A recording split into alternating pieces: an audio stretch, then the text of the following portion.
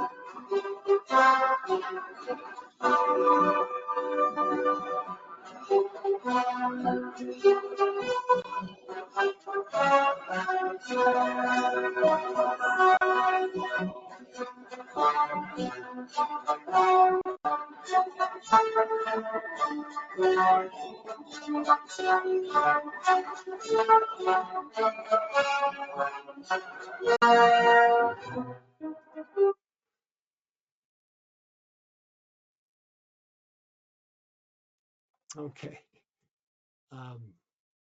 I don't think that you could see the moving pictures because I don't think it supports motion picture, this program, but hopefully you heard the sound. We heard it, but it probably wasn't the best quality. Yeah, well, that's, coming through a high quality microphone from my speakers. So because I know that system sound doesn't work, But anyway, it's to remind you of something you probably all know, which is the Ride of the Valkyries, right?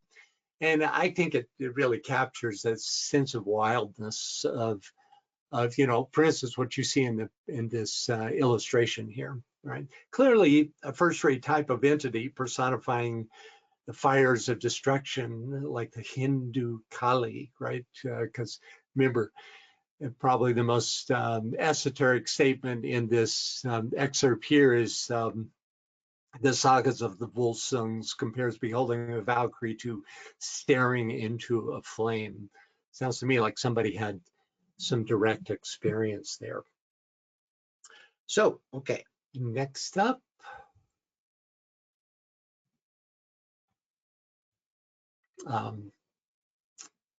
Could we get a reader for this segment on the Norse version of the Christ? Yvonne, can you read that for us, please? Yourself. There you go. Okay, the Odinic Mysteries. Baldur the Beautiful, the Scandinavian Christ, was the beloved son of Odin. Baldur was not warlike. His kindly and beautiful spirit brought peace and joy to the hearts of the gods, and they all loved him save one. As Jesus had a Judas among his 12 disciples, so one of the 12 gods was false. Loki, the personification of evil. Loki caused Hathor, the blind god of fate, to shoot Baldur with a mistletoe arrow. With the death of Baldur, light and joy vanished from the lives of the other deities. Heartbroken, the gods gathered to find a method whereby they could resurrect this spirit of eternal life and youth. The result was the establishment of the mysteries. Thank you.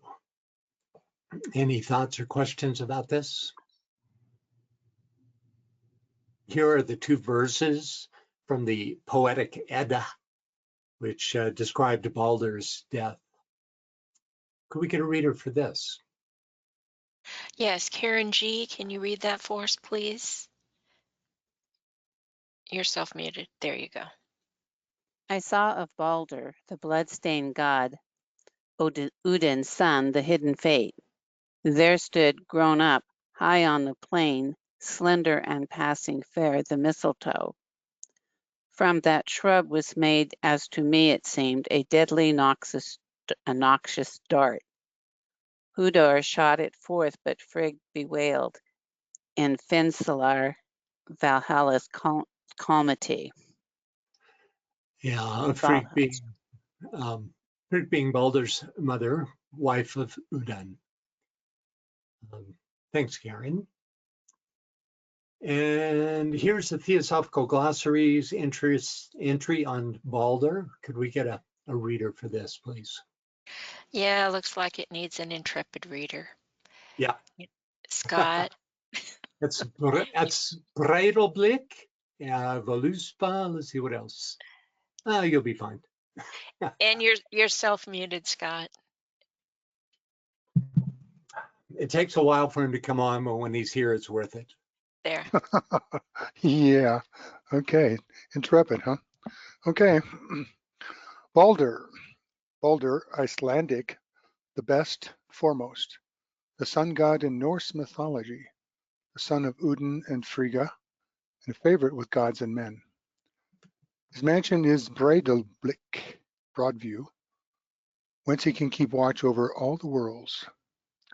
One of the lays of the Elder or Poetic Edda deals entirely with the death of the sun god, also mentioned in the principal poem Voluspa.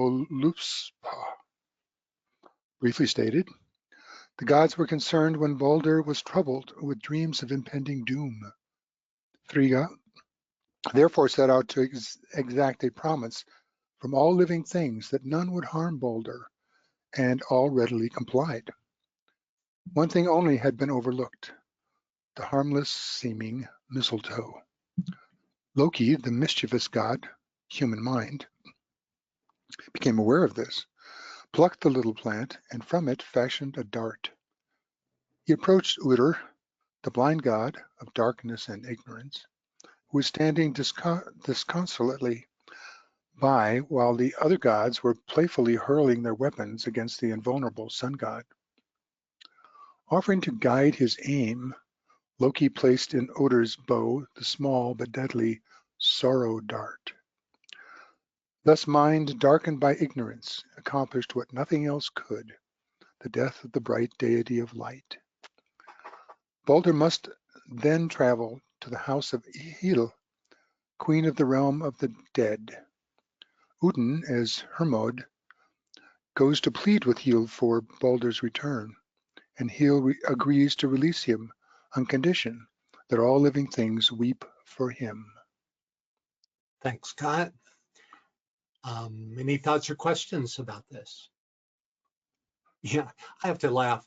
Can you imagine Christ's disciples, you know, throwing spears and axes and bows, and arrows at Christ, just to prove his invulnerability? It's so very much typical of this quality of the Norse way, in fact, here we see an example of the quote, other gods playfully hurling their weapons against the invulnerable sun god. Notice the spears, arrows, and axes on the ground around Balder. And here we see Loki, portrayed as old and grizzled, offering the mistletoe dart to the blind Hother. The metaphor of the sun god's death is pretty clear. Immersion in personality life, formed and led by the lower mind, personified by Loki and the blind Hother, kills out soul influence. The part that the mistletoe plays in this Christ-like drama is interesting. The fact that Balder's mother, Frigga, passed over this parasitic plant when she, quote, exacted a promise from all living things that none would harm Balder, reminds us of the high regard afforded the mistletoe in the Druidic mysteries. Remember the image of high Druid priests harvesting mistletoe from the sacred oak?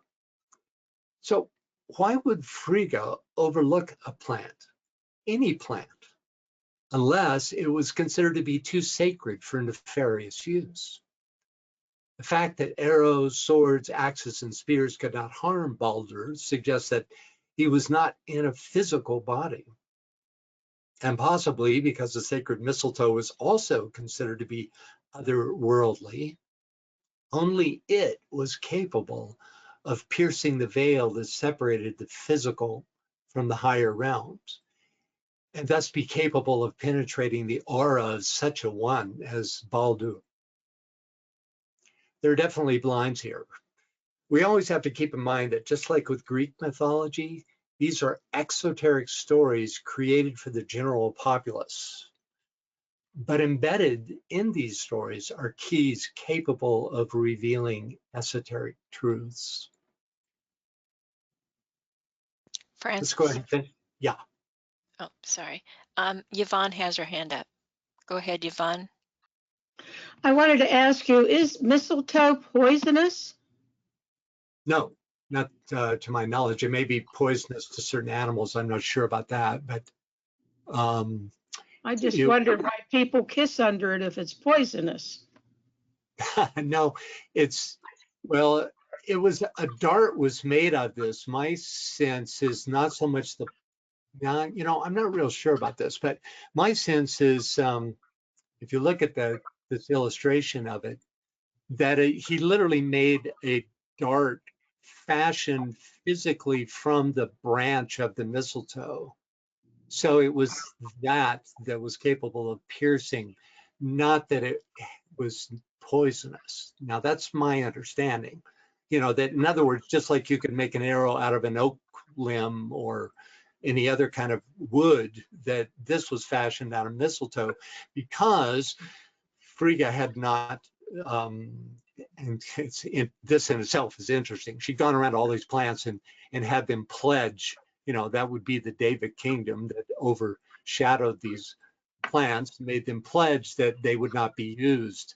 Therefore, nothing else, as you can see, like that the guy with the arrow on the left there, because that arrow is made out of a wood that was pledged not to harm Balder. Also, I think he's not in physical form. I think it's more along that line, that it was fashioned rather than that it's poisonous. Thank you. Yeah. Anyone else? Okay, let's finish. Wait a Well, minute. Sorry, I Francis, was. yeah, You're I just looked up, and until recent studies were published, the American mistletoe genus Phoradendron was widely considered to be extremely poisonous. Swallowing American mistletoe can cause symptoms such as gastrointestinal upset, but is not likely to cause serious poisoning if small amounts are unintentionally swallowed. And then there's a full story going on. I can put that link into the chat box. okay, Yeah, but and you and know, Carrie looked it up too, and that's what he was saying was that Wikipedia says it is poisonous, but I but think I in large quantities, not a little tiny right. penetration of the skin.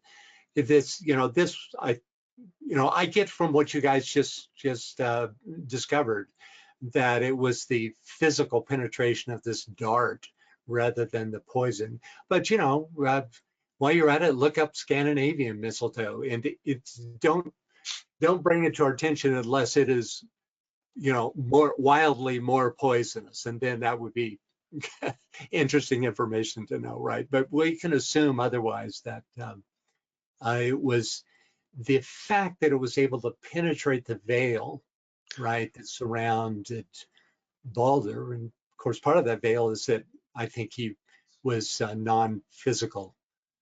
Certainly looks like it here. This goes on to say that poisonings and deaths have been reported from ingestion of European mistletoe. American mistletoe's toxic reputation is probably guilt by association because it has the same common name as its European relative. Oh, interesting. Okay. So maybe it is more toxic. Well, that's an open question then, you know. At any rate, let's finish up the the online Theosophical Glossary entry on Balder. Can we get a reader, please? Yes, Lynn, can you read that for us, please? Yes. Frigga resumes her weary round and implores all beings to mourn the sun god's passing. All agree save one. Loki, in the guise of an aged crone, refuses to shed a tear. This single taint of perverseness in the human mind condemns Balder to remain in the realm of hell until the following cycle is due to begin. Thus, death is linked with the active human mind, Loki. As the bright sun god is placed on his pure ship, his loving wife, Nanna, the moon goddess, dies of a broken heart and is placed beside him. But before the ship is set ablaze and cast adrift, Odin leaned over to whisper something in the dead sun god's ear. This secret message must endure unknown to all until Balder's return, when he and his dark twin, Hudr, will build together on Rops Udin's sacred soil. The allegory is subject to many interpretations. The sun god dies with every nightfall, to rise again the following morning, with every winter solstice, to return and bring a new year of light and life, and with every planetary cycle, as well as each solar lifetime. The tale also symbolizes the passing of the golden age of innocence, which had to be superseded by more conscious and purposeful evolution of the human race. Loki, who represents the fire of mind, human, imperfect, clever, but unevolved, which in time must become perfected spiritual intelligence. Thanks, Lynn. It's wonderful stuff. The fact that, quote, a single taint of perverseness in the human mind condemns Balder to remain in the realm of hell suggests that all these characters represent aspects of the self, from the personality imprisoned Loki and Hodor to Balder, who represents the soul on its own plane, and even on to his father, who's not mentioned here, the one-eyed Uden, representing the monad. One of my favorite moments in the Norse Mysteries is when Odin whispers the secret in Baldur's ear, which, quote, must endure unknown to all until Baldur's return. Obviously, if Baldur can hear Odin's words, which are secret because relevant to some future cycle, the sun god is only dead to the three worlds of outer human existence. All this suggests yet another pre-Christian era story of death, resurrection, and rebirth. Any thoughts or Francis? questions? Yeah. Yes. Salandria says mistletoe is a parasite on the trees, and that alone may have an energy that promoted death. Loki was a parasite amongst the gods. Oh, that's an interesting analogy. Remembering though that it's not lowly. It's, it was harvested at the most sacred time of the year by the Druids from the oak. Now, it could have, what was then done with it? Well, we don't know, because none of that writing survives, because the Druids didn't write any of their secrets down. But it could be that ingestion, like ingestion of certain psychedelic mushrooms creates an altered state. We don't know. But yeah, that's an interesting connection. But about the parasite in Loki, parasite of the gods, which is interesting. Yeah. But I would stay with my interpretation that it was actually considered too sacred to be possibly used for nefarious purposes, and therefore was, quote, overlooked. Yeah, any Okay. other thoughts or questions? Yes, we got a couple more, and Lynn's got her hand up, but I wanted to ask a question first. Mm.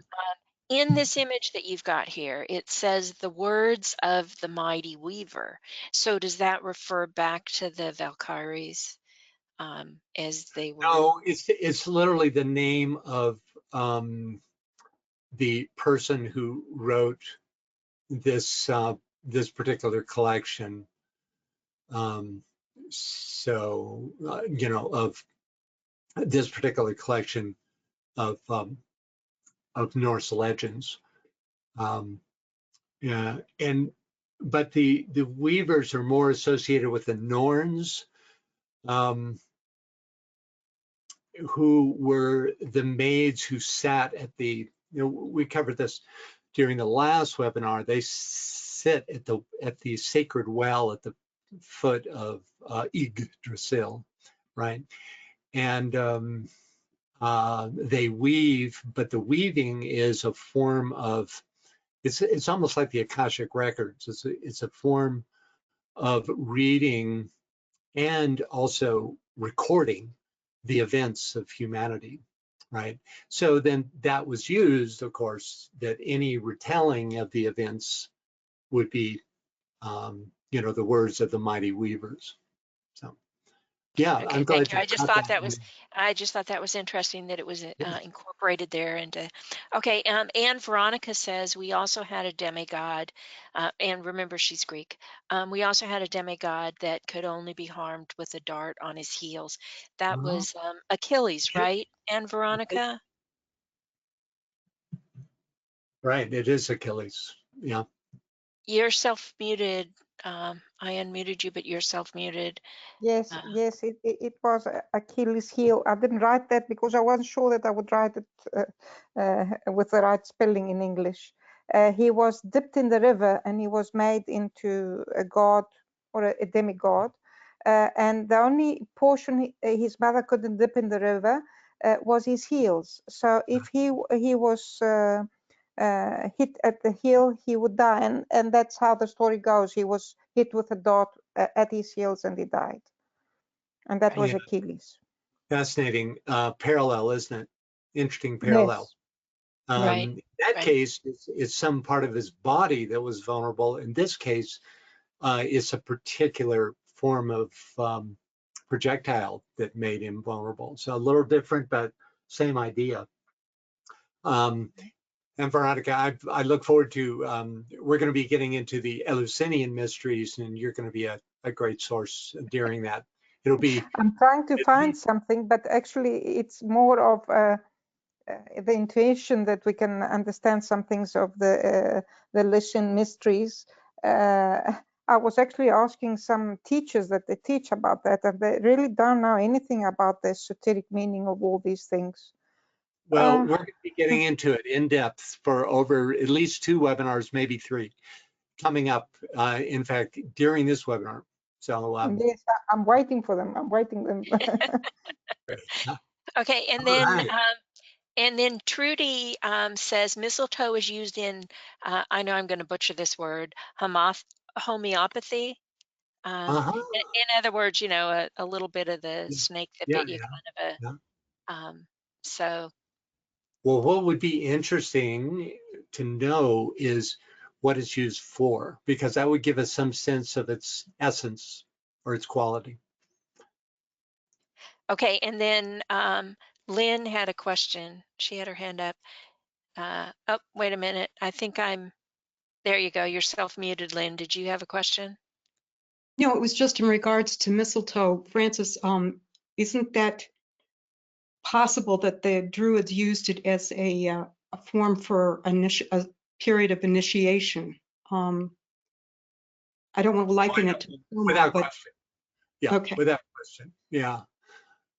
Yeah, it was, well, I can't say without question, you know, they never wrote their stuff down, but certainly the fact that it was harvested at a very particular time, like on a certain date, in the High Druid, and there were only 2 of those, and they belonged to 2, you know, the 2 main Druid kingdoms, right? And that they would go into the sacred oak grove and climb up into the sacred oak, and at a certain moment cut this mistletoe. Now, all of that consecrated it, you know, made that mistletoe available for some particular use.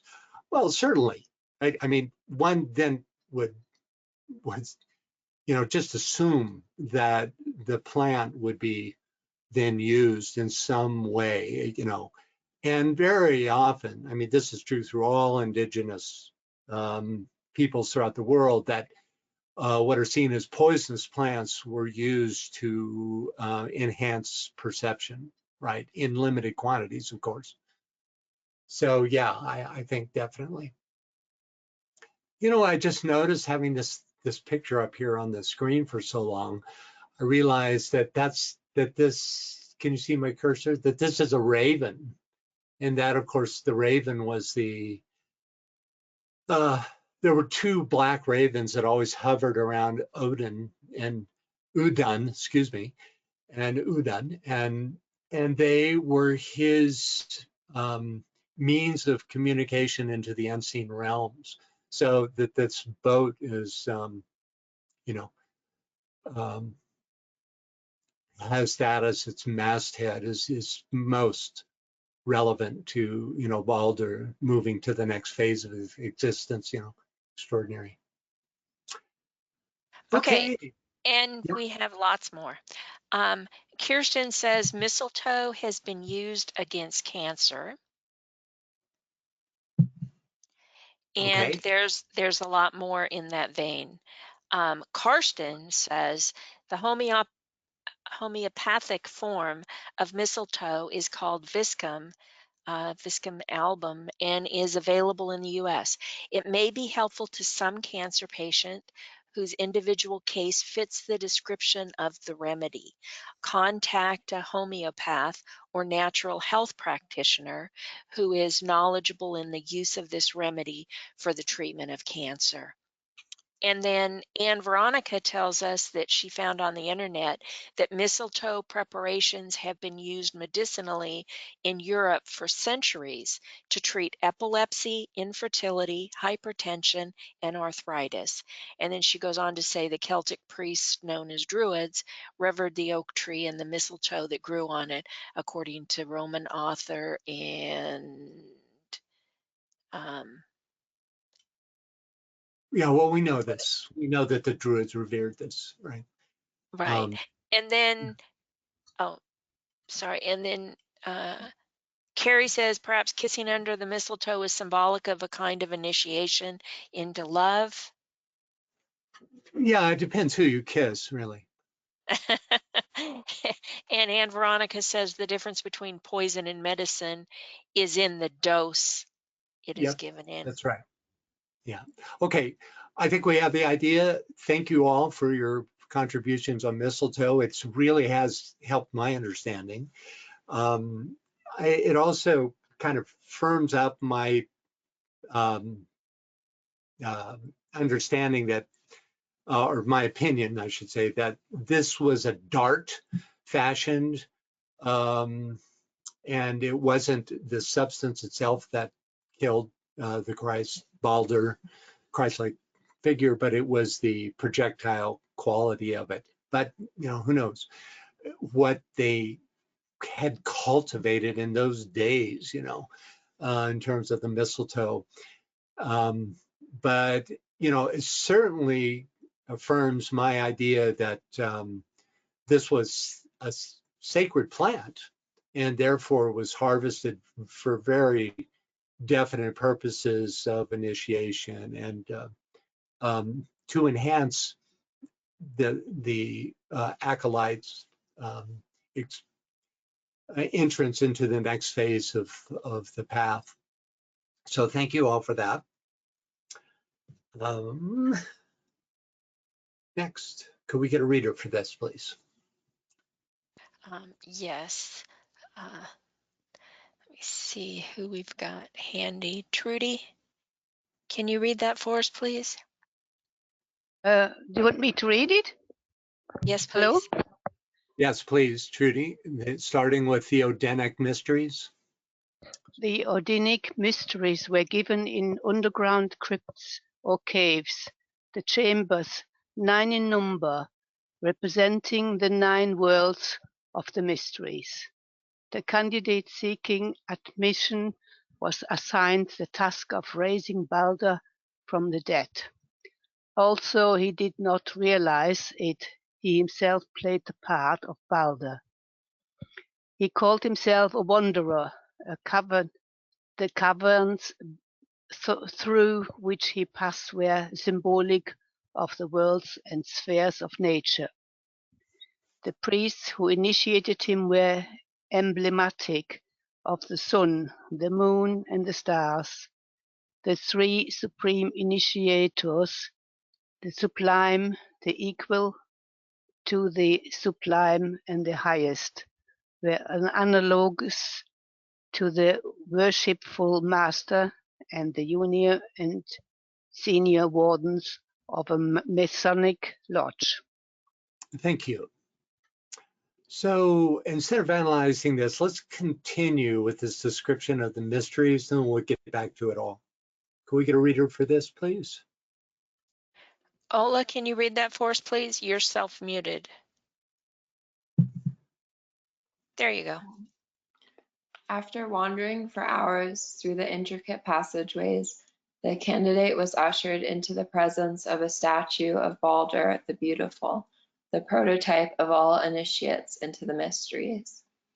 This figure stood in the center of a great apartment roofed with shields. In the midst of the chamber stood a plant with 7 blossoms, emblematic of the planets.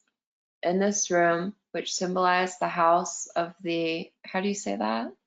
Aesir. Aesir, or wisdom, the neophyte took his oath of secrecy and piety upon the naked blade of a sword. He drank the sanctified mead from a bowl made of a human skull, and, having passed successfully through all the tortures and trials designed to divert him from the course of wisdom, he was finally permitted to unveil the mystery of Odin, the personification of wisdom. He was presented, in the name of Balder, with the sacred ring of the order. He was hailed as a man reborn, and it was said of him that he had died and he had been raised again without passing through the gates of death.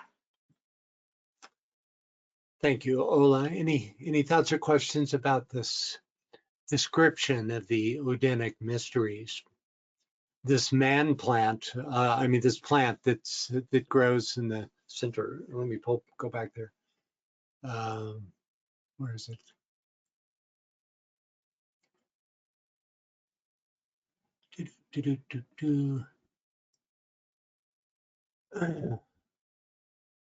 What in the world is it? Is that in the next one?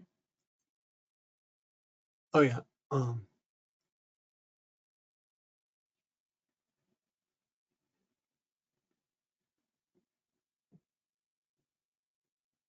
Third line down talks about a plant with 7 blossoms. Yeah, okay, there we go. For some reason I couldn't focus on it. Chambers stood a plant with 7 blossoms. So this is called the Saptaparna,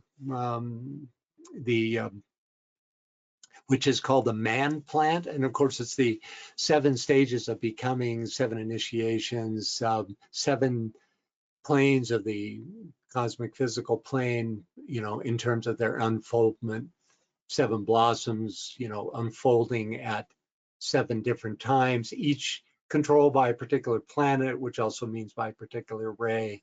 So there's some interesting analogies connected with that. Let's see what else. Anything else in this? Yeah. If you remember, Udan drank, he gave up one of his eyes to drink at the well of wisdom, where just drinking would give one wisdom. Yeah, good. Any other questions or thoughts about this? Albert Pike, who wrote Morals and Dogma.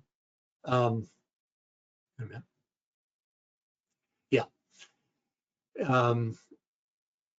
Also gives us a recreation of the rituals of the Odinic Mysteries. Let's take a look.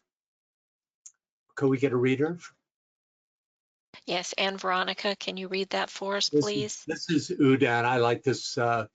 It's like an illustration of a sculpture. Notice the 2 ravens that we were looking at the raven before. Go ahead. Hello. Can you hear me? Yes. Okay.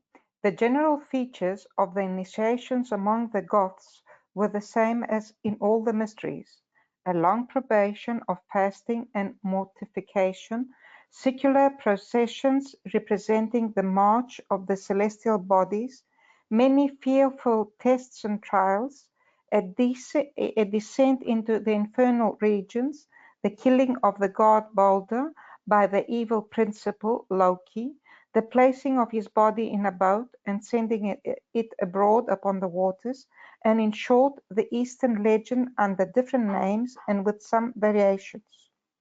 The candidate was immured in the representation of a tomb, and when released, goes in search of the body of Balder and finds him at length restored to life and seated upon a throne.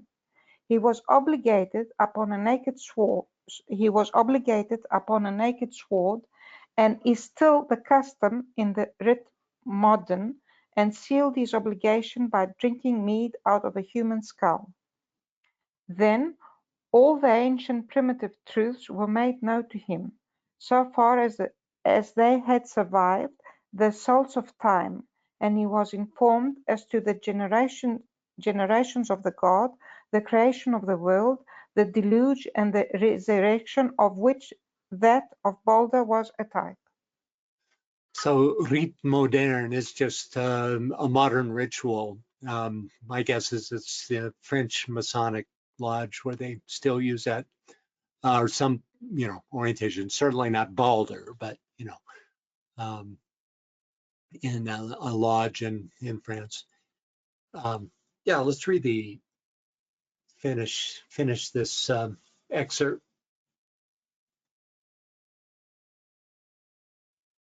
Could we get a reader, please? Joe, can you read that for us, please?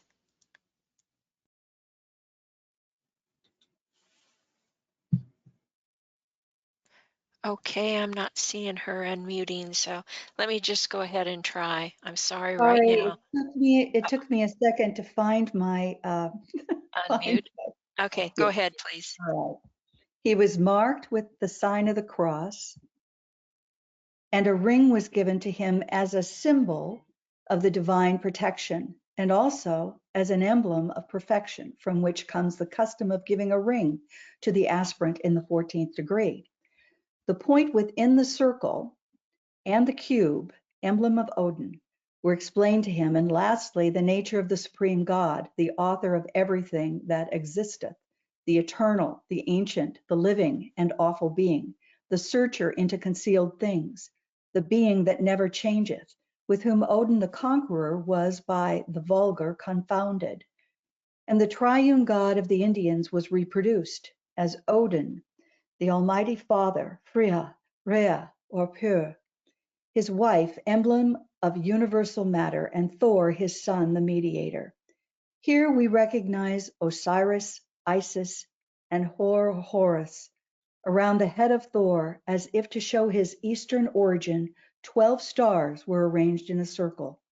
He was also taught the ultimate destruction of the world and the rising of a new one, in which the brave and virtuous shall enjoy everlasting happiness and delight.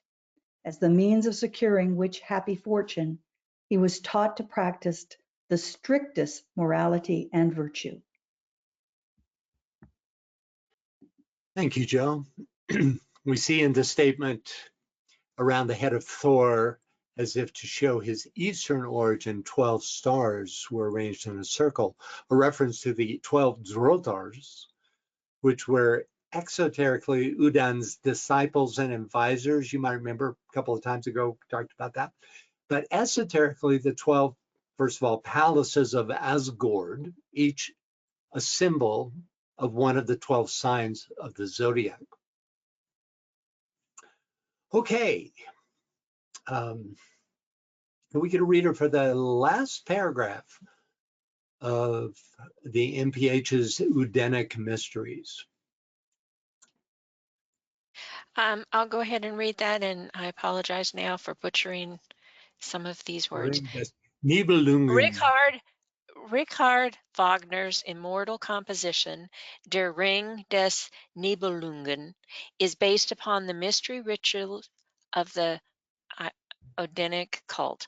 While the great composer took many liberties with the original story, the Ring operas, declared to be the grandest tetralogy of music dramas the world possesses, have caught and preserved in a remarkable manner the majesty and power of the original sagas.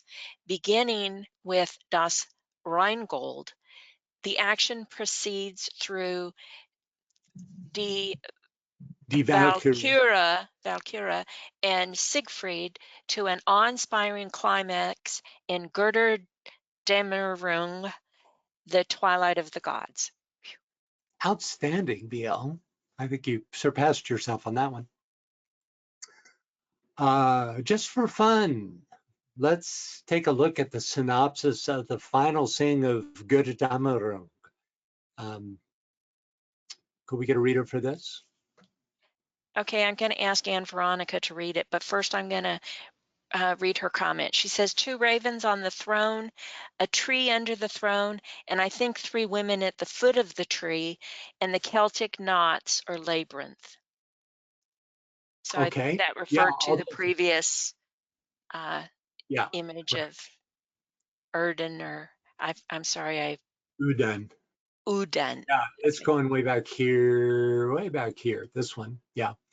Right, the 2 ravens, right, and the tree below. The tree below would be, yeah, it's good that you caught that image. This is great. I especially like this. So those are the Norns at the base of the tree, which stands at the well Mimir, Mimir's well, who was this great master, and drinking the waters would provide wisdom. And of course, from this the tree grows, and then you have the ravens, which are the kind of higher correspondence, like cosmic mind or universal mind, which informs the one-eyed Udin.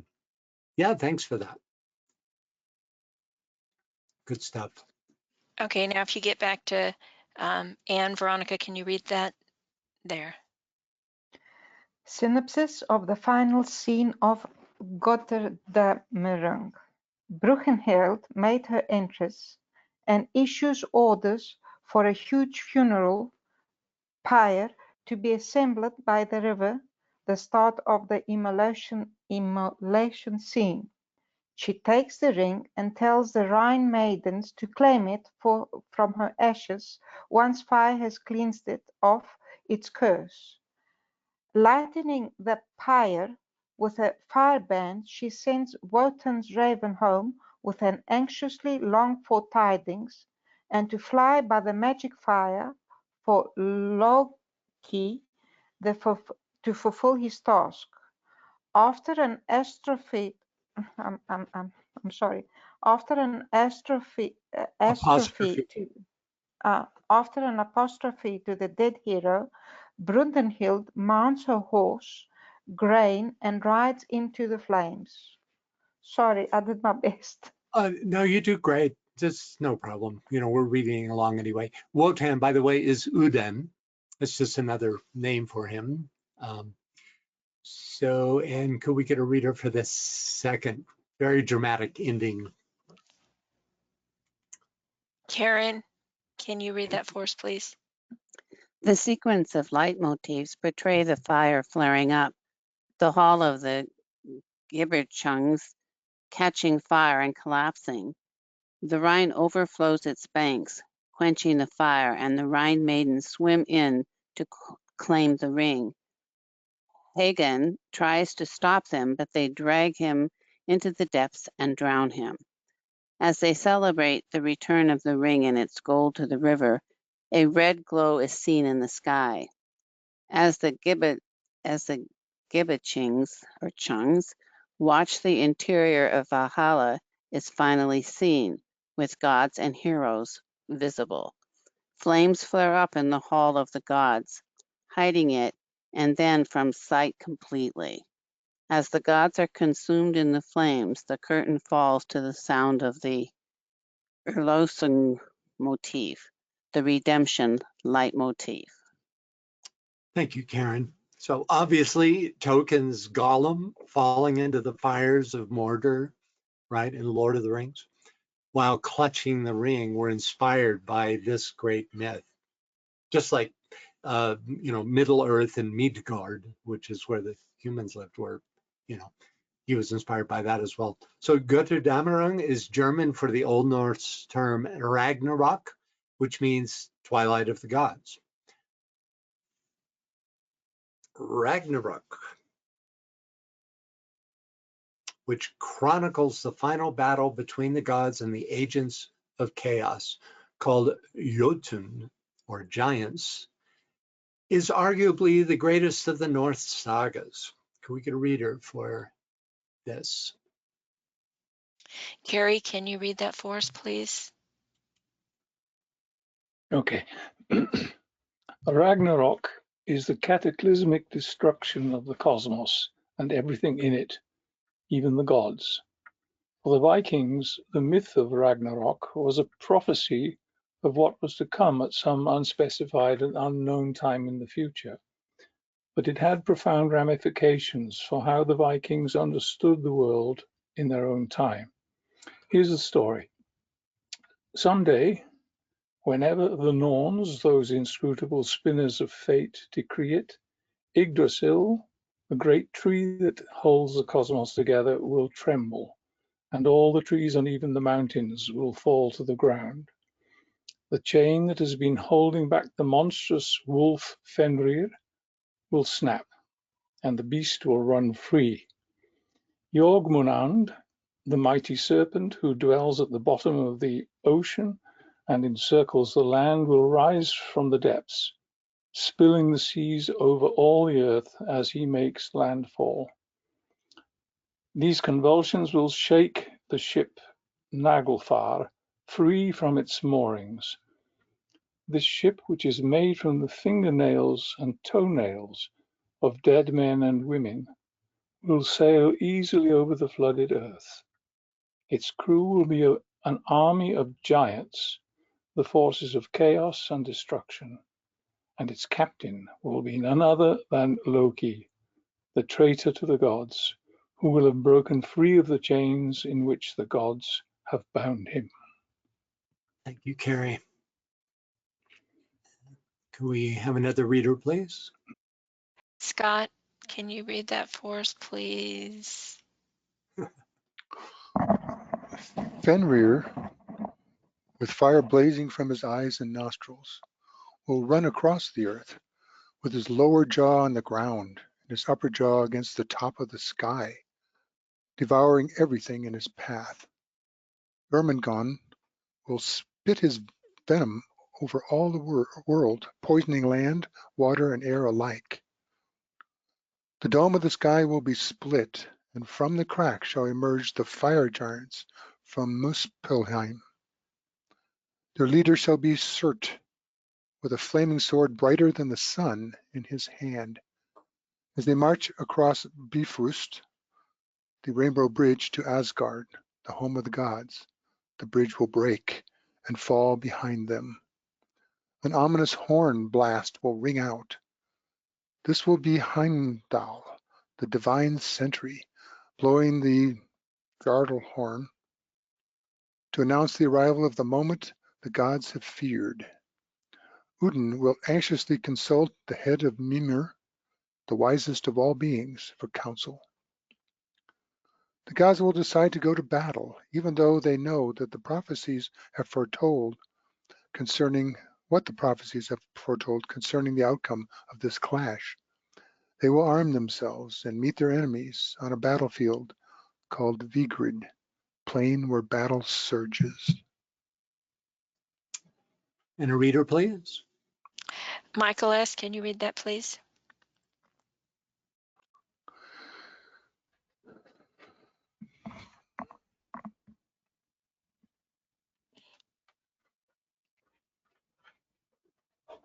I see you're unmuted, but we're not hearing you. Oops, okay. Odin will fight Fenrir, and by his side will be the Einherjar, the host of his chosen human warriors, whom he has kept in Valhalla for just this moment. Odin and the champions of men will fight more valiantly than anyone has ever fought before.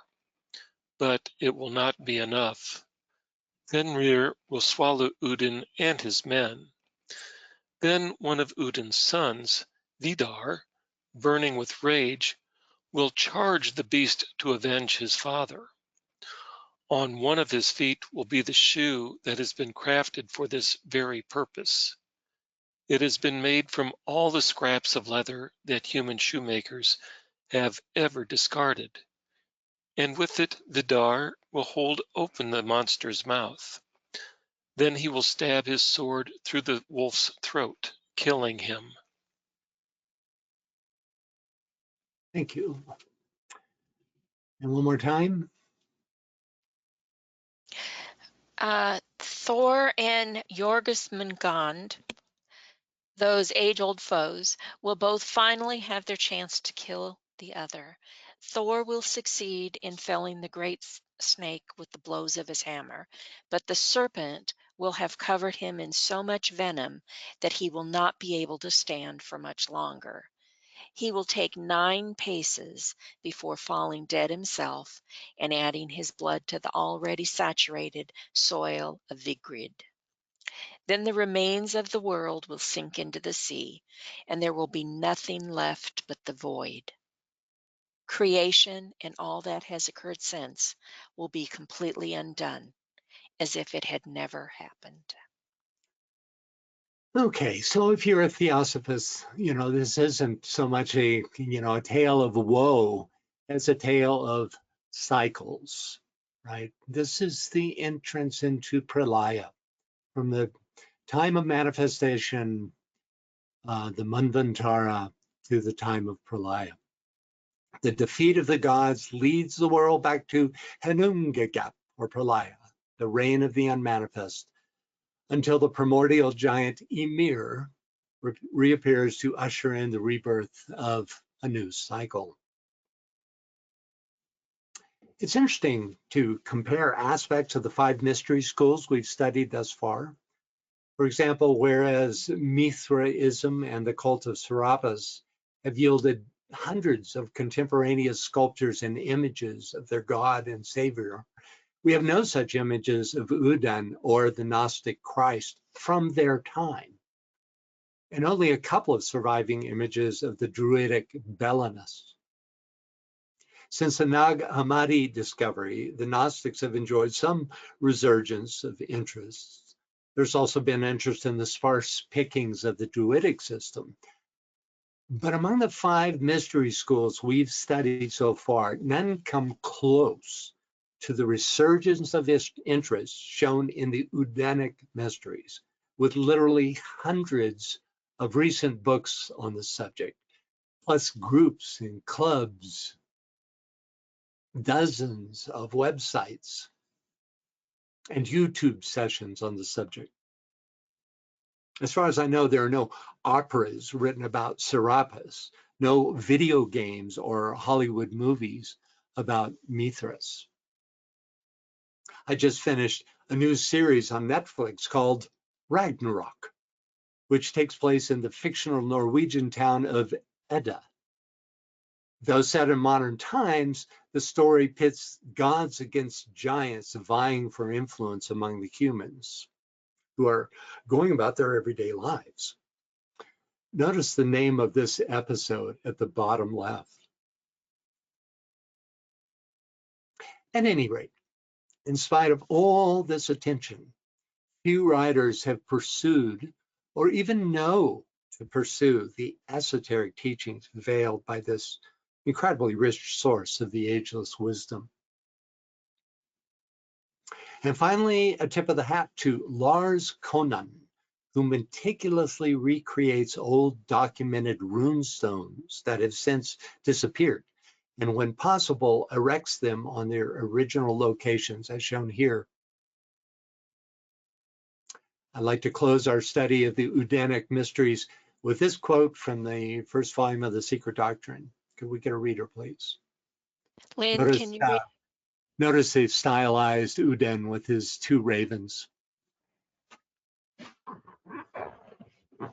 Darkness is always associated with this first symbol and surrounds it, as shown in the Hindu, the Egyptian, the Chaldeo-Hebrew, and even the Scandinavian systems. Hence, black ravens, black doves, black waters, and even black flames. The 7th tongue of Agni, the fire god, being called Kali, the black, as it was a black flickering flame. 2 black doves flew from Egypt and settling on the oaks of Dodona, gave their names to the Grecian gods. Noah lets out a black raven after the deluge, which is a symbol for the cosmic prolaya, after which began the real creation or evolution of our earth and humanity. Udin's black ravens fluttered around the goddess Saga and whispered to her of the past and of the future. What is the real meaning of all those black birds? They are all connected with the primeval wisdom, which flows out of the pre-cosmic source of all, symbolized by the head, the circle, the egg, and they all have an identical meaning and relate to the primordial archetypal man, Adman Kadmon, the creative origin of all things, which is composed of the host of cosmic powers, the creative Daihan Chohans, beyond which all is darkness. Thank you, Lynn. Any thoughts or questions on anything having to do with the Odinic Mysteries?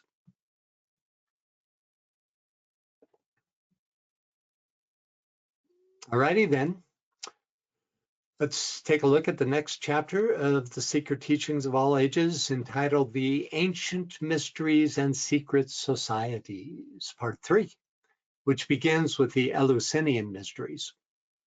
Though the Odinic Mystery School is among the most popular today, the most favored in ancient times, especially in civilizations bordering the Mediterranean, were the Eleusinian Mysteries, based in Eleusis and Athens, Greece.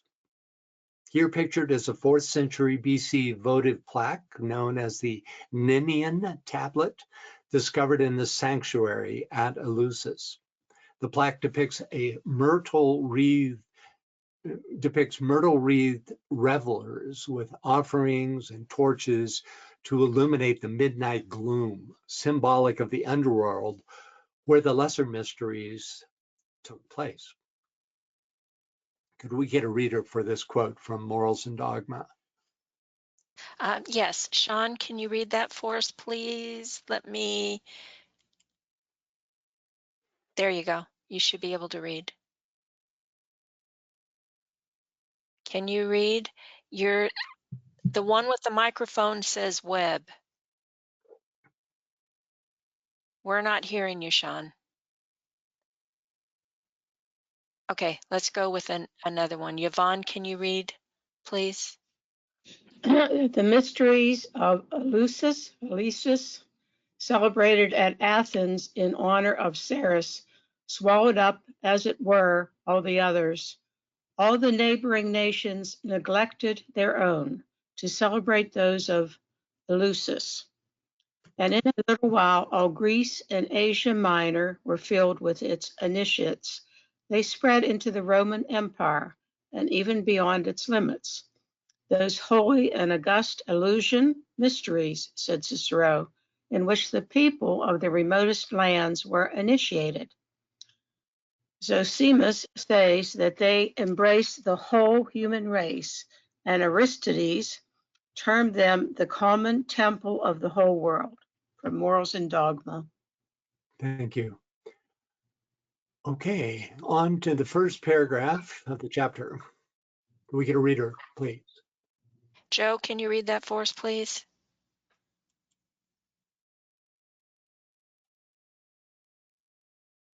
Give her a minute. Yes, it takes me a second to get through to my mic. Sorry about that. No problem. The famous of the ancient religious mysteries were the Eleusinian, whose The rites Eleusinian. We'll be saying this word often, so we might as well get it right. Right. Eleusinian. Eleusinian, thank you, Eleusinian. It doesn't quite roll off my tongue yet. Whose rites were celebrated every 5 years in the city of Eleusis to honor Ceres, Demeter, Rhea, and Isis, and her daughter Persephone. The initiates of the Eleusinian school were famous throughout Greece for the beauty of their philosophic concepts and the high standards of morality which they demonstrated in their daily lives. Because of their excellence, these mysteries spread to Rome and Britain, and later the initiations were given in both these countries. The Eleusinian Mysteries, named for the community in Attica, where the sacred dramas were first presented, are generally believed to have been founded by Eumolpus after 1400 years before the birth of Christ, about 1400 years before the birth of the Christ. And through the Platonic system of philosophy, their principles have been preserved to modern times. Thank you, Joe. Any thoughts or questions so far? Eleusis, yeah? Sorry, Sean's got his hand up, but I'm having trouble getting through to Sean because his hand is up, but there's no mic. And when I tried the mic a minute ago, right. Okay, your mic is open, but this says web. Can you speak to us?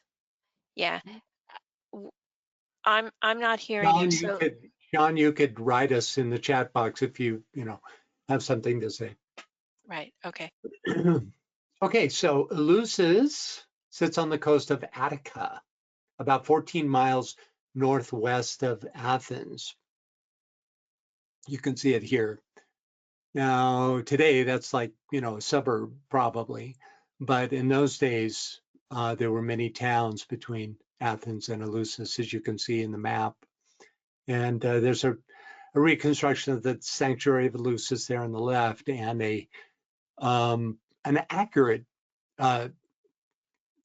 blueprint or plan of the temple grounds there on the right. Okay, here's some shots of the temple ruins.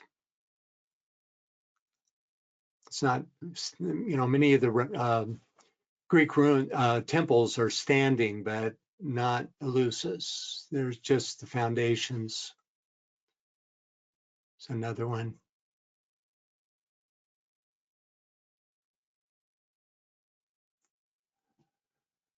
And could we get a reader for this, including the caption? Yes. And Veronica, would you like to tell us a little bit about your country? The name Eleusis means the advent or the coming, and the Eleusinia, things that are to come. At Eleusis, the more theological and mystical doctrines were taught, more particularly that which will happen to man after death. Hence the name of the place Eleusis, where they were celebrated, and the name of the mysteries themselves, the Eleusinia, i.e., the things which shall or shall come. Fundamentals of esoteric philosophy. Okay, I was and actually trying first to of all, find. Sorry. oh, I was just going to say, I'm going to take your pronunciation, Eleusis, instead of Eleusis. Does that help? Eleusina, Eleusina, that's how we say it. Eleusina. Eleusina and Eleusinia Mysteries. Eleusinia Mysteries. So there's an emphasis on the first syllable there. And could you read the caption that starts with the sanctuary of Pluto Hades? The sanctuary of Pluto Hades at Eleusis was a perivolos wall enclosing a cave through which Pluto brought Kor back from the underworld. The small temple was built at 328 BC, but was remodeled on many occasions from the 4th century BC down to Roman times. Okay, so I've always pronounced Kore, but it's just Kor, huh? I don't know. I think is that the daughter of Dimitra? Well, Of, it actually is Persephone. The yes. statues that you see, the Kor, the old, usually 500 BC and earlier, you have these, or 600 BC. I don't know the pronunciation. For us, it's Persephone and Dimitra. Right. Okay. So Kor, I don't know if it's Kore or Kor. Anyway, thank you. Thank you. It's always fascinating, when they cross the myth with an actual physical place like this, calling this the entrance, to this sanctuary of Pluto Hades, that's like the entrance to the underworld. Okay. Here's a Roman funerary urn depicting 2 ritual scenes from the Eleusinian Mysteries, Eleusinian, supporting evidence that they were practiced in Rome. In his diaries, which we quoted extensively during our study of the Druids, Julius Caesar affirms that the mysteries were also practiced in Britain. Could we get a reader for this, please? Ola, can you read that for us, please? You're self-muted.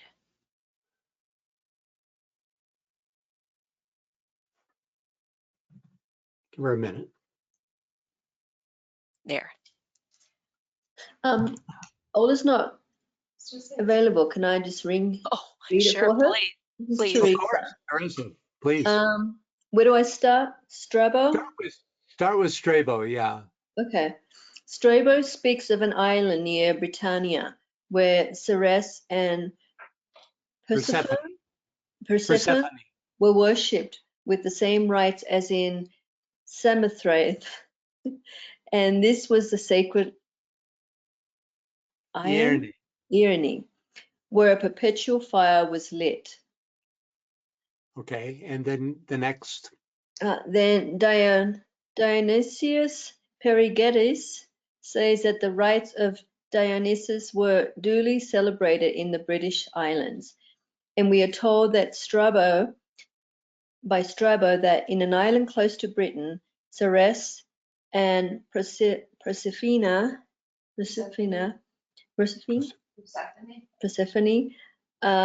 venerated with rites similar to the orgies of Samothrace. The testimony of Julius Caesar, who obtained his information firsthand, ought to be strictly veracious and reliable. He declares that the Druids deem it unlawful to commit their statutes to writings through in other matters, whether public or private. They make use of Greek characters. In Britain, a soldier inscribed of the 2nd century AD attests to Ceres' role in the popular syncretism of the times. She is the bearer of ears of corn, the Syrian goddess, identical with the universal heavenly mother, the Magna, Mother and Virgin Mother of the gods. She is peace and virtue, an inventor of justice. She weighs life and right in her scale. Thank you. So the point of this is to show that there was a lot of evidence that these mysteries made their way all the way up north, right, into Britain. Okay, Eumolpus, which means Francis, sweet. Yes. I'm sorry, I just wanted to say that Anne Veronica said that she thinks Irene means peace. Ierne, here where it says Yeah, it's right here. probably, yeah. It's not like good night, Irene, you know, it's like No, you're right. You're right. Ierne. It would be my guess. It means peace. Is that what she said? Irini, it means peace. We have lots of women are called Irini, and it means peace, really? sacred peace. Oh, thank you for that. That's great. Okay, Eumolpus, which means sweet song, was a kind of spiritual bard, a heroic figure. Even after his death, poems and writings on the mysteries were fabricated and circulated under his name. Legend also connects him with Heracles, whom he is said to have initiated into the mysteries, as well as instructed in music. This bas-relief shows Eumolpus initiating Heracles into the mysteries after being purified, following Heracles' murder of the centaurs. Notice the similarity between this ritual scene and one of the scenes depicted on the La Vitale urn. Finally, whereas the greater mysteries were celebrated every 5 years, the lesser mysteries took place every year. Next up, can we get a reader, please? Yeah. Scott, can you read that for us, please? The rites of Eleusis, with their mystic interpretations of nature's most precious secrets, overshadowed the civilizations of their time and gradually absorbed many smaller schools, incorporating into their own system whatever valuable information these lesser institutions possessed. Hecathorn sees in the mysteries of Ceres and Bacchus the metamorphosis of the rites of Isis and Osiris, and there is every reason to believe that all so-called secret schools of the ancient world were branches from one philosophic tree, which, with its roots in heaven and its branches on the earth, is like the spirit of man, an invisible but ever-present cause of the objectified vehicles that give it expression. The mysteries were the channels through which this one philosophic light was disseminated, and their initiates, resplendent with intellectual and spiritual understanding, were the perfect fruitage of the divine tree, bearing witness before the material world of the recondite source of all light and truth.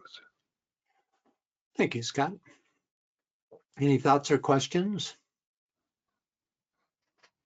An example of, quote, mystic interpretations of nature's most precious secrets can be found in Hippolytes' Philosophumena, in this green ear of corn.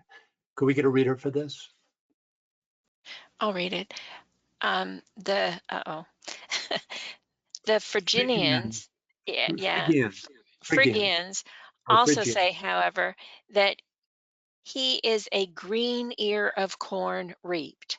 And following the Phrygians, the Athenians then initiated anyone into the Eleusinian Mysteries, also show to those who have been made epops, eyewitness of the mighty and wonderful and most perfect mystery.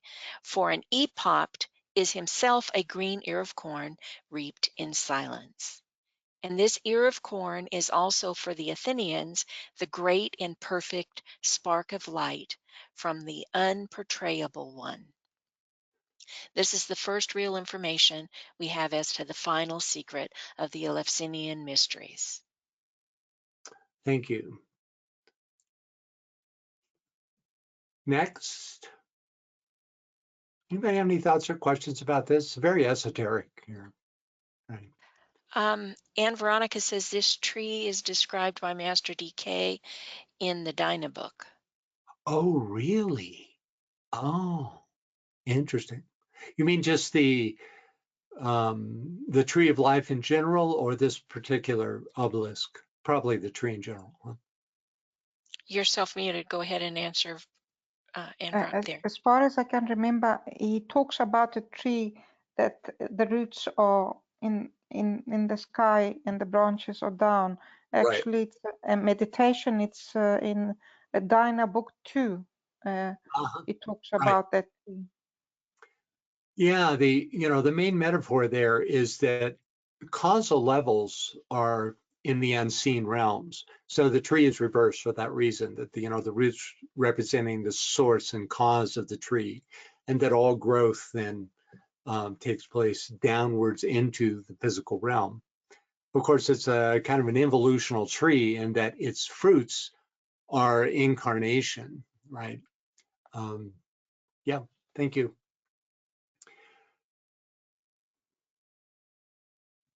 So next, hecatothorns. He's in the mysteries of Sirius and Bacchus, a metamorphosis of the rites of Isis and Osiris. In his The Secret Societies of All Ages and Countries, Hecatothorn devotes an entire chapter to the metamorphosis of the legend of Isis. Metamorphosis here meaning the dissemination throughout in different ways, right?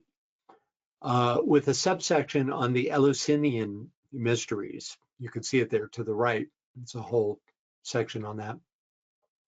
Albert Pike agrees with Hecatothorn on these Egyptian origins, not only of the Eleusinian, but of all the European mystery schools. Can we get a reader for this? Yvonne, can you read that for us, please? You're self-muted. The mysteries of Osiris, Isis, and Horus seem to have been the model of all other ceremonies of initiation subsequently established among the different peoples of the world. Those of Ates, I don't know how to, is that right? You'd have to ask Anne Veronica. Okay, Ites and Sybil celebrated in Phrygia. What is it, Pythagoras? Phrygia or Phrygia. Okay, Phrygia. Those of Ceres and Proserpine at Eleusinian. Go ahead. What was it? Proserpine may be right. I've been pronounced it. It's usually written Proserpina with an A instead of an E. But anyway, it is. Yeah, go ahead. Okay, Proserpine at Eleusis and many other places in Greece. I'm Polish. Oh, that's fine. You're doing great. Really. Copies of them. This we learned from Plutarch, Diodorus, Siculus, Lactanius, and other writers, and in the absence of direct testimony, should necessarily infer from it the similarity of the adventures of these deities. For the ancients held that Ceres of the Greeks was the same as Isis of the Egyptians, and Dionysus or Bacchus as Osiris. Thank you. yeah, there's a lot of cross-cultural stuff, and yet they have their own qualities in each and their own emphasis, right? So yes, Ceres and Isis and Persephone, who's Ceres's daughter, nonetheless are in some ways the same goddess. You could say one comes from the other, right? Many of the same qualities. It's very much a Mother Earth orientation, right? The Mother Nature, I should say, rather than Mother Earth, right? And Proserpina is the Roman version of Persephone, which was the Greek. Okay, let's see. Could we get a reader for this, please? I'll read it, it's short. The rites of Eleusis were divided into what were called the Lesser and the Greater Mysteries. According to James Gardner, the Lesser Mysteries were celebrated in the spring, probably at the time of the vernal equinox in the town of Agra, and the greater in the fall, the time of the autumnal equinox at Eleusis or Athens. It is supposed that the former were given annually and the latter every 5 years. The rituals of the Eleusinians were highly evolved, and to understand them required a deep study of Greek mythology, which they interpreted in its esoteric light with the aid of their secret keys. Thank you, Bill. So any thoughts or questions so far? We came across the idea of the lesser and greater mysteries in our study of Serapis. Can we get a reader for this? Lynn, can you read that for us, please? This is going back a couple of pages in the Secret Teachings, quoting from to indicate that this idea of the lesser and greater mysteries exists in all these schools. Yeah, go ahead. The Egyptian secret school of philosophy was divided into the lesser and the greater mysteries, the former being sacred to Isis and the latter to Serapis and Osiris. The first quote is from Richard Payne Knight's Symbolical Language of Ancient Art and Mythology. Hence, Varro says that Colium and Terra, that is, universal mind and productive body, were the great gods of the Samothracian mysteries, and the same as the Serapis and Isis of the later Egyptians, the Tautos and Astarte of the Phoenicians, and the Saturn and Ops of the Latins. Thank you, Lynn. So the pairs, Serapis and Isis of the later Egyptians, Tautos and Astarte of the Phoenicians, Saturn and Ops of the Latins indicate the greater and lesser mysteries of each culture. Also from Knight's Symbolical Language, we have this further explanation of the lesser and greater mysteries. Could we get a reader, please? Carrie, can you read that for us, please? All right. But besides this vulgar religion or popular mythology, there existed in the more civilized countries of Greece, Asia, and Egypt a secret or mystic system preserved generally by an hereditary priesthood in temples of long-established sanctity, and only revealed under the most solemn vows of secrecy to persons who had previously proved themselves to be worthy of the important trust. Such were the mysteries of Eleusis in Attica, which, being so near to the most polished, powerful, and learned city of Greece, became more celebrated and more known than any others, and are therefore the most proper for a particular investigation, which may lead to a general knowledge of all. These mysteries were under the guardianship of Ceres and Proserpina, and were called teletae, endings or finishes, because no person could be perfect that had not been initiated either into them or some others. They were divided into 2 stages or degrees, the first or lesser of which was a kind of holy purification to prepare the mind for the divine truths which were to be revealed to it in the second or greater.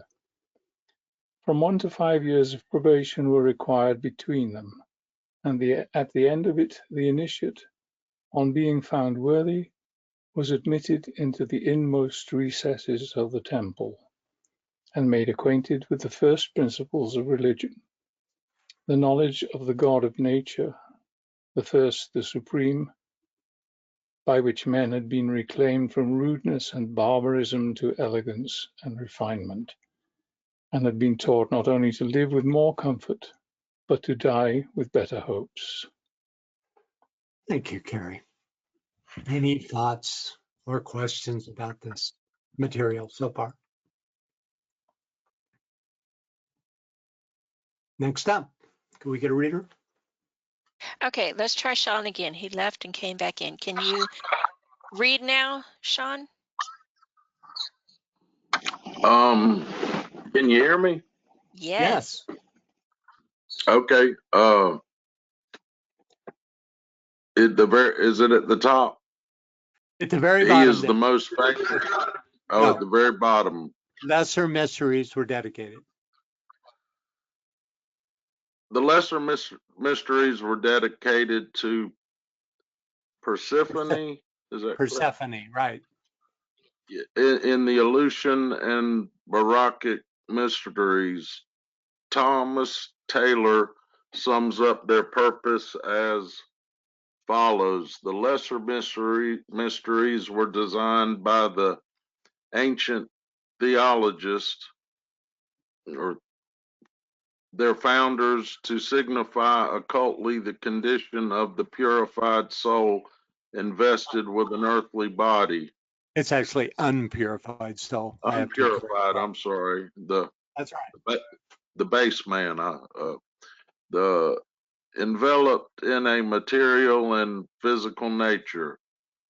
The legend of the lesser rites is that of the abduction of the goddess Persephone, the daughter of Ceres. Ceres. That's Zeus, right? No, Ceres is actually a goddess. Pluto is a male god, but Zeus is no. Pluto is the god of the underworld. Ceres is associated with the moon goddess. Oh, okay. Well, I thought it. Can I ask a question? Well, why don't you finish Okay, first? I'm sorry. The lord of the underworld is Hades, while Persephone is projecting flowers in the beautiful meadow. The earthly suddenly opens up, and the gloomy lord of death, riding in a magnificent chariot, emerges from its somber depths and, grasping her in her arms, carries the screaming and struggling goddess to her subterranean palace, where he forces her to become his queen. Thank you, Sean. So what's your question? Well, isn't Persephone one of the 9 muses? I'm not real, No. I'm out of my element on Greek That's all right. mythology. Well, most of us are. We're kind of learning as we go here. No, Persephone is this very particular quality, which basically represents the incarnating human, right? The one who's forced to reincarnate, which is the metaphor for going into the underworld, being dragged down by Hades into the underworld, right? And that's the metaphor for incarnation. And Ceres, the mother, comes looking for her to free her. But we'll get to that. That's coming up. Okay, thank you, sir. You're very welcome. Okay, yeah. Any further questions about that? Let's take a look at the illustration in the center of page 29, entitled "The Rape of Persephone." Okay, this the first paragraph of this succinctly states what I was just talking about. Can we get a reader, please? Michael, can you read that for us, please? Pluto, the lord of the underworld, represents the body intelligence of man. And the rape of Persephone is symbolic of the divine nature assaulted and defiled by the animal soul and dragged downward into the somber darkness of Hades, which is here used as a synonym for the material or objective sphere of consciousness.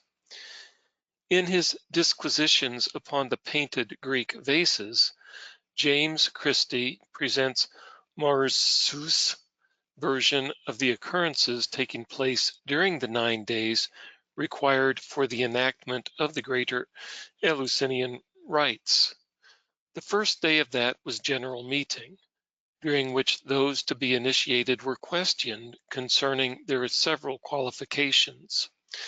The second day was spent in a procession to the sea, possibly for the submerging of an image of the presiding goddess.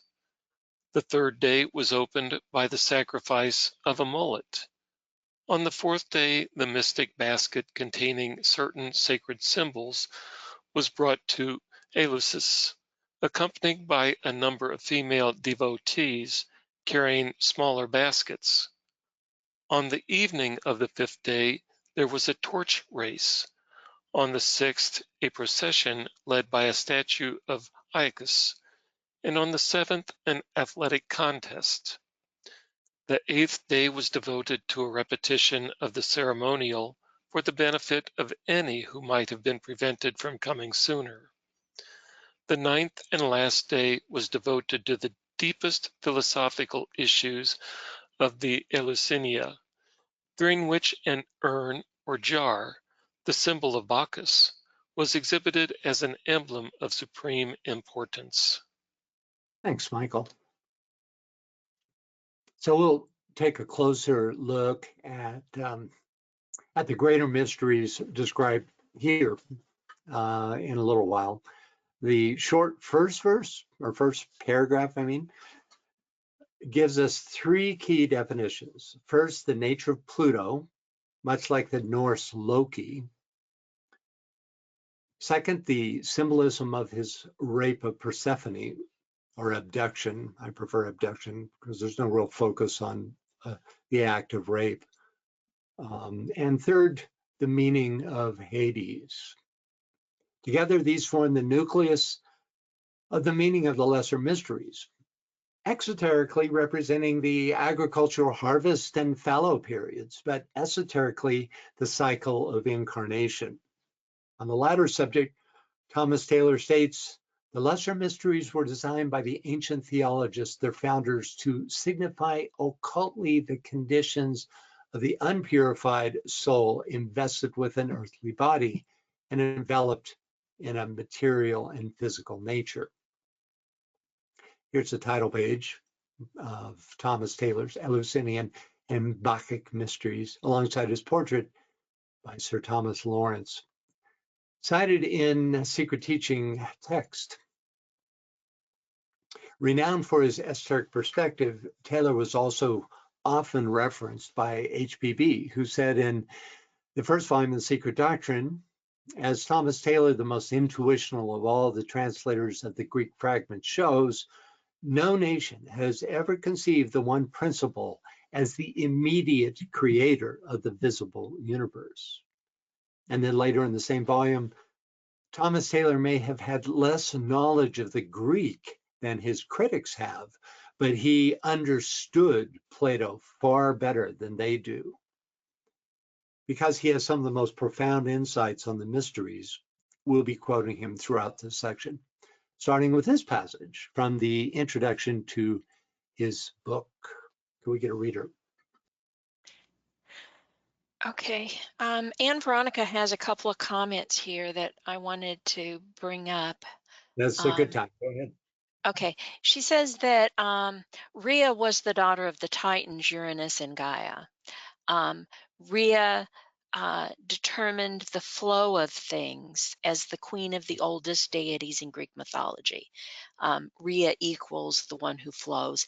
And I want to point out also that Rhea and Saturn were the parents then of the Olympians. You know, Zeus, Pluto, Ceres, Right. all the rest of them. So, and then she also goes on, Anne Veronica goes on to say, Persephone was the goddess of the underworld, the spring, the flowers, and the vegetation. And of course, that whole, the four seasons is tied deeply into this myth of Persephone and living 6 months down in the underworld and 6 months up, and the grieving of Ceres as she loses her. Mm, mm. Okay, and then we also have several hands up. Good. Scott's had his up for a while. Oh, he just put it down. Scott, go ahead. Yeah. I was just going to point out that HPB talks about the mysteries of Eleusis. She doesn't call it the festival. She doesn't talk about lesser or greater, but she points out that it corresponded in the month of September, the time of grape gathering, and it lasted from the 15th to the 22nd of the month, 7 days. It's in a part where she's talking about how many of the mysteries periods lasted 7 days, not 9. Well, the 9 was the lesser. See, The lesser. was in Okay, the spring. it wasn't clear there. I was thinking maybe that's what it was about, but Yeah. yeah, The greater mysteries was a really different. really It was different. really common for Greek citizens in those days, just the populace, to take the lesser mysteries. It was a very high time in their culture, and it was a time of learning, I mean, children, women, children, all types got involved, and it had a lot to do with the teaching of the mysteries, the teaching aspect and the purification. The greater mysteries were really more about initiation, and only, some of those lesser mysteries, we don't know what portion, but it's always a lesser portion, we're moved and we're ready, even in their incarnation, were ready to take the greater mysteries. And I remember her mentioning, I think it was her, must have been, how the Greeks had the lesser and greater mysteries, but the Romans never had the greater ones. That's The not lesser, surprising. basically. Eleusis. Yeah, that's not surprising. My guess is that there were Romans that took them, Sure. but it was never an institute. It was never such that they built it. That it was an actual place where they built it. Yeah, Yeah. I think so too. They traveled a lot. The ones that were Yeah. worthy went elsewhere. Yeah, I think that's right. Yeah. Okay. Anyone else? You said there were some.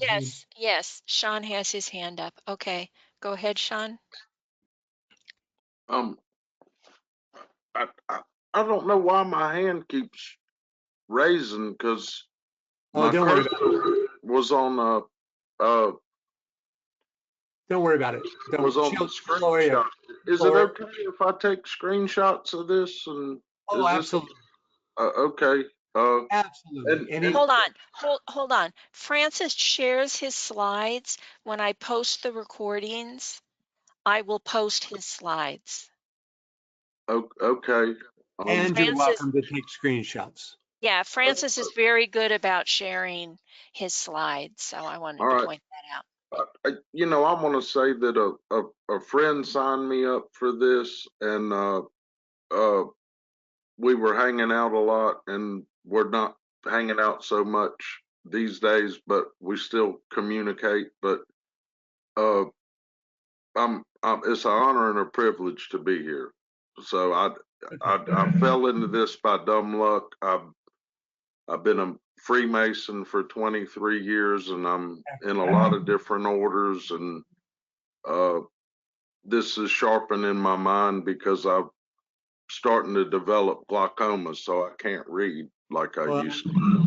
You're very welcome, and that's great. On all of these, the motive behind Manly P. Hall's presentation of these mysteries is that they help form the Freemasonic movement, the Rosicrucian Right, Freemasonic right. movement, the You Hermetic. know, I went and I got like 5 copies of Morals and Dogma when they were reading it, and it said page 372. That's the 24th degree, which you know, I just was curious, and but I was curious if it was the 27th, because the 27th degree is the majority of Morals and Dogma. But at any rate, I'll be quiet. Yeah. Well, you're very welcome here, and you're welcome to take screenshots. And what we're going to do is finish the question and answer period, and then that'll be it for today. So anyone else? Yes, we have another hand up. Joan, go ahead. Hello? Yes. Hi. We skipped by a page with a lot of drawings, just about 2 slides back. And I think they were illustrating aspects of the mysteries there. Right. And I wondered, yeah, I just wanted a little bit more time to take a look at them because we went by them so quickly. Okay. Is there something Well, special? we'll keep this on as we take these question answers here. Oh, great. Yeah, sure. Anyone else have anything?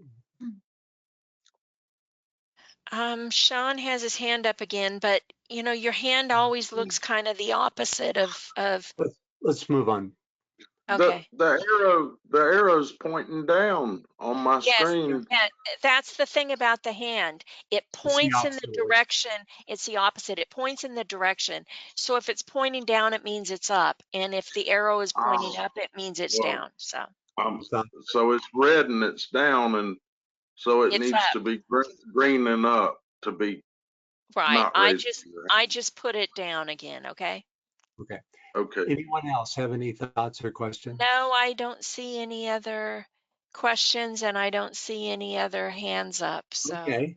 Well, we're just getting into this. You know, we're just in the first little bit of this. It's an amazing topic. These Eleusinian Mysteries. It was the major mystery school that spread in various minor variations all the way around the Mediterranean, and lasted for 1,800 years. So we'll be taking an extended look at it. It's very interesting, very different than the Norse mythology. You know, for instance, just the difference in the male-female quality. The 2 major actors in the Eleusinian are women, Persephone and her mother Ceres. You know, whereas the major actors by far in the Norse mysteries, you know, I mean, when you're throwing axes and arrows at your Christ figure, you know, to prove his invulnerability, you know, you're in a male-dominated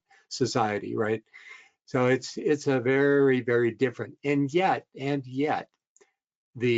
there's many similarities. You know, the underground chambers and the process of becoming, as is represented by various stages. You know, you get to where you recognize and can translate the specific into the general, and they're all mystery schools, you know, with the purpose of allowing initiation to take place for those who are ready, and purification to take place for those who are beginning on the path. So with that, we'll pull the plug. Let's get some dates here. Okay, the date for the Secret Doctrine, which is the next Francis webinar, will be on, it's coming up, the 20th of December. And the next Secret Teaching of All Ages is going to be on the 3rd of January. Now, we will be switching to a new format. We'll be using Zoom starting in January. So I will be sending out a new announcement. Everybody has to re-register with the Zoom account to be able to participate. Yeah, please do that. When she sends that out, just do it right away. And that way you'll be in the system, and you'll be automatically, invited to each session. But you're going to have to make that first move. Right. Okay, and the other thing is that many of you won't, possibly anyway, won't be able to attend on the 20th, though, because there's so much stay-at-home going on. Maybe this won't be like a usual Christmas season. In fact, I'm hoping that you aren't traveling. But if for some reason you're even at home, you're too busy for the holidays, just remember that you can catch up.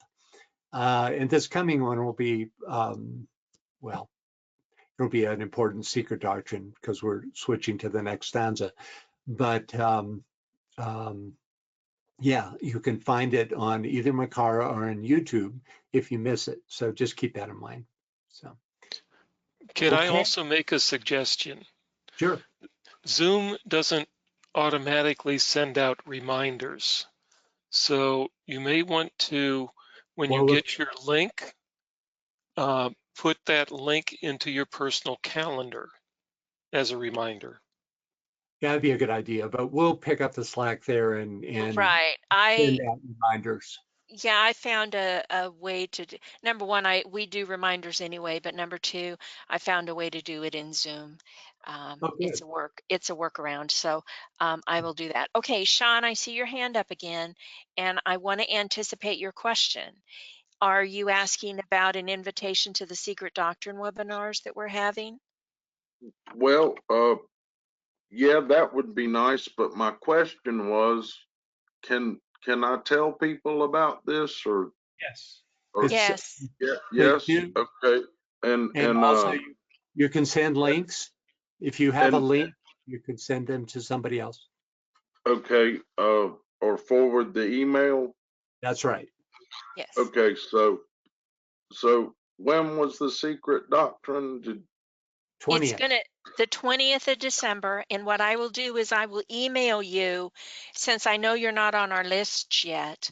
I will email you the invitation for the Secret Doctrine, and I'll make sure that I put you on the list for the constant contact emails that we send out for both the Secret Teaching of All Ages and the Secret Doctrine. Okay.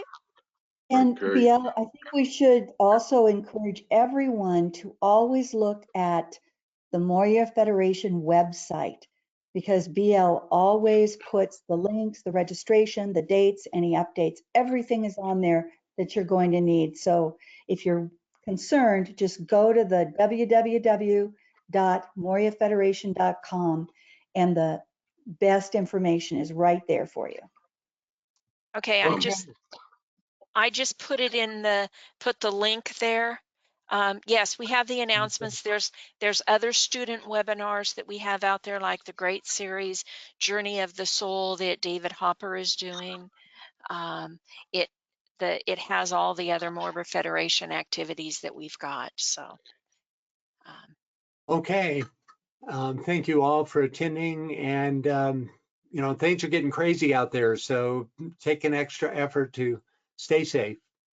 And I'll see you on the 20th, and then again on, did you say the 6th? Was it? No, the 3rd is the next STOA. Third. The 20th and the 3rd. Okay. Until then, bye-bye. Goodbye, everybody.